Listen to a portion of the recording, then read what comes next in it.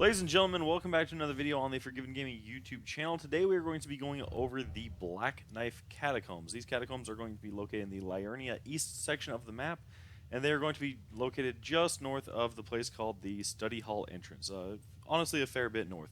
Before we do get started, though, if you guys are liking the content that we have on this channel, if you guys could leave a like and definitely subscribe, that's going to help us quite a bit, especially with channels this small. In the Liurnia East, the only other place I know is that dungeon right there that we were just looking at. And you do technically have to go through the other place to get it. Going over the setup, I definitely do recommend something like the Misery Chord, which has a 140 critical. I will be showing you guys why critical is useful in here. And then I'll show you guys how we use it with the Uchi Katana and the shields that we're going to use. Basically, what we want to do is we want something that's going to have physical damage absorption. We're going to be using the Assassin's Crimson Dagger to restore some health, and then for the main boss fight, we're going to be using the Lone Wolf Ashes. There are actually going to be two boss fights in this dungeon. One of them is semi-secret, has a really good item, and the other one is the actual fight itself. Coming up on the first skeleton here, this guy you can actually dispatch with no problems. He doesn't have anything that makes him a permanent resummon, so it's just a standard skeleton. If you drop him once, you get a little bit of lag. If you drop him once and then just hit him while he's down, then he's not going to revive. Whereas if we look, alright, so there right there is the boss door. But if we continue to head down here, you'll see 3 skeletons will spawn up right here. And these guys will continue to respawn indefinitely unless we take out this enemy right here. After that point, they just fall over dead. If we go back here, if you have a stone sword key, going to the right if you're on your way back, or left if you're on your way there, using the stone sword key will obviously get this little mist wall out of your way. And I'm going to be skipping over a lot of the regular enemies in here. This is Rose's axe, or Rose's axe, and I'll read the description on that at the very end of the video. Coming into this room, you will have these little guillotine kind of things. You want to take the second one and ride it up. Continue running around. If you need health, you can actually go ahead and like backstab these guys. Specifically the archers, I find to be a little bit easier. And then one thing that you want to pay attention to is you want to maintain your stamina bar pretty high, because you want to create some distance between yourself and the skeletons before you go to the boss. It is going to be behind an illusory wall right here. The reason you want to keep distance is because if they're close, they'll actually like start throwing firebombs at you. You guys will recognize this character. I want to say we fought something very similar to him in the Death Touch Catacombs. There's significant differences. And this right here is where the Assassin's Crimson Dagger comes in immensely useful. Because you can use... This guy is hyper aggressive. In the first time we fought something like this, we had the ability to use summons, and the summons kind of grabbed his attention. We were able to backstab him quite well. We are still going to be using the backstab technique, but we're not allowed to summon, so we're trying to bait out one specific attack. You guys have seen it twice. And I'll show you guys the difference between the Uchi Katana damage and the Misery Chord damage of the 140 critical here shortly. You want to try and stay at like a medium far distance. You grab that move out right there. And then you want to... I smacked him in the back, but you want to go for the backstab itself. But it is that attack. It leaves a large window if you're really low on health. Even if you're really low on health, I would recommend going for the backstab, getting the Assassin's Crimson Dagger heal, and then immediately following up with an Estus Flask or a Crimson Flask heal, because he does leave a pretty decent window. Whenever you get him with the backstab, you can either use the opportunity to heal yourself, or you can use the opportunity to do a little bit extra damage. So I messed up one more time on the backstab there. That move right there, his projectile move, as well as the Sparky Ground move right there, those two have very unique timings on them. So you want to make sure that you at least wait just a little bit, but instead of immediately reacting. Right here you can see the Misery Chord, +3 with the stats that we have, which if I see them in the video, I'll put them up on the screen. Does 281 damage just with the backstab itself. Again, we're trying to just kind of like dance this guy away, trying to get him to give us his back. That's what I was trying to say. Back to the Uchikatana, we do 161, which is obviously lower than the 281 standard math, right? But then you can see here, we toss on a little bit more to put it up to 356. So, you know, 70 points more than the Misery Court's backstab. We are getting incredibly low on health here, so I'm starting to get a little bit panicked. And you'll see right here that you can get the backstab and then go into the drain.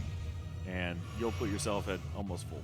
Or full, depending on what your vitality level is and what your flask level is at.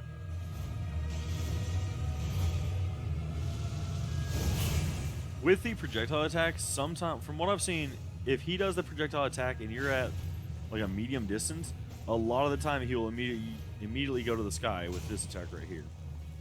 So I'll switch over to the two-handed the Uchikatana. We get 160 from the back, and then 1, 2, 3 moves does 300 damage. And I don't think that was in addition to the 161 or whatever it was. I don't think that was the 161 and then more. But like, make that make sense. I think the 161 damage had already disappeared from his bar, and we did 305 points of additional damage for a total of 466 at that point, instead of the total being 305. Here we go for the backstab one more time. 161 damage and works right here. So it disappears, and then bang bang. Yeah, each hit is 97. So 97, and then we have the. I want to say we have it to where every hit that we do in a chain does more damage. I forget what that's called. It's from the face of death below the Stormveil Pass. Go ahead and move that. Falling back in right here. Because of how low he is, I go for a little bit of a greed here, and it actually works out a little bit well for us. He's low enough that I even get greedier right here, because he didn't necessarily, or not right there, right here. He didn't necessarily go for the jump attack, but because of the spacing between us, I decided to just go ahead and go for it. With him dead, we do get the Assassin's Cerulean Dagger and the Black Knife print. I'm going to be reading both of those item descriptions off at the end of the video. Also, anytime you go back to the room, if you only take out that one respawning skeleton, or the like the summoner, you will get I want to say it's 306 or 305 runes each time. Whenever you so depending on how many times you die to the boss, that could be worth it. Whenever you leave the boss room, you will head over right here where you can see this grave glovewort. You're going to go ahead and fall down in there. There's going to be 2 levers that you can pull. The first one over here is going to open up this cage for us to get out. If you explore this organically, you'll probably come to that cage and just trying to figure out how to get back here. And then this one is going to actually unlock the big door for the boss. And I kind of hate that little message that pops up, because you can't cancel that message with B. So if you're mashing B trying to roll, you can't get rid of it. If you go over here, you will spawn up a giant crab, and you actually spawn up 2 giant crabs. I didn't see them whenever I was doing this this catacomb crawl, but there is actually, and maybe it's in this first room, you need to clear out all the baby crabs, maybe. But yeah, 2 large crabs do spawn. You'll head back up this ladder here, collect the grave glovewort, and then up these stairs, you'll see that you're actually back in the guillotine room. So that's going to bring the whole dungeon together. We will grab these spell-proof dried liver. We're not going to read the item description on that. Basically, I want to say you consume it, raises your magic resistance. From here, the boss fight is going to be on your left, but we're going to recommend going to the right. The right was just for us to go ahead and use the bonfire to recharge our essence flasks and everything. Whenever you go into the boss fight, I recommend immediately calling in your lone wolves and focusing down the boss as fast as possible. Sometimes you'll be really lucky and he'll just give you his back, because he has, I want to say, he has equal to or less health than his summons. This move you really want to be careful for. You want to make sure that you avoid that at all costs, because if that hits you, it gets you stuck in place for a while. Right there, you can see that his health bar just got annihilated by us doing 1 backstab, and then that 1 Uchikatana. You can see how much of his bar was taken away by that. We're starting to panic because we're at low health here, and this is clearly not our first time fighting this boss, as per the lost runes on the ground.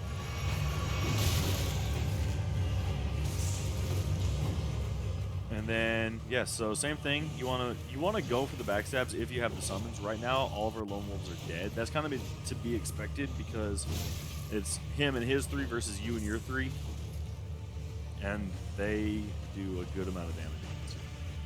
Right here, I don't know what he's doing, so just go ahead and get the backstab on him, and then for the second time in the video, get a little bit greedy, and just go ahead and burst him down. That's basically going to be it for the entire boss fight. We do get the Twin Sage Sorcerer Ashes. This boss fight, I'm not gonna lie, is incredibly difficult. Or not this boss fight by itself, but this dungeon is incredibly difficult. If you go to the back, the last item that you will get is going to be another one of those death roots that we got in, I want to say, the Death Touch Catacombs. That's basically it for the video, but if you guys do want to stick around, I'm going to go ahead and read off those inventory descriptions, or the item descriptions. The first one is going to be the Twin Sage Sorcerer Ashes. The description on this does say, Spirit of a Rhea Lucaria Sorcerer wearing a stone crown. Those who study the Twin Sage Conspectus are the Academy's elite, capable of mastering the Glintstone, Comet Shard, and Crystal Burst sorceries. Conspectus is not a word that I'm used to, so I'm going to go ahead and put the description up on screen as to what that means. Moving on, I'm never the best at trying to find these. So right here, the Black Knife print. The item description reads, on the night of the Black Knives, someone stole a fragment of death from Malekith the Black Blade and imbued its power into the assassin's daggers. This mark is evidence of the ritual and hides the truth of the conspiracy. I do enjoy the lore of this game. Moving on a little bit, I want to say the only thing we have left is the axe, and then the oh, there was something else. The cerulean flask. So going on to Rose's axe, it says, Usher of Death Roses, who shows the path to the catacombs throughout the lands between, is depicted on this ritual axe. The dead easily lose their way and have always been in sore need of a guiding hand. It does have the unique skill Roses' summons. Raise the axe aloft to summon those lost in death. 3 skeletons will appear at a distance and attack in tandem before vanishing. This item does actually require 18 strength, 18 strength, 18 intelligence, and 10 dexterity in order to effectively use. Moving on to our last item, we have, because the Twin Sage Sorcerer, because it's ashes, it doesn't actually require any intelligence, but it does require a focus point of 89, so whatever intelligence level that is.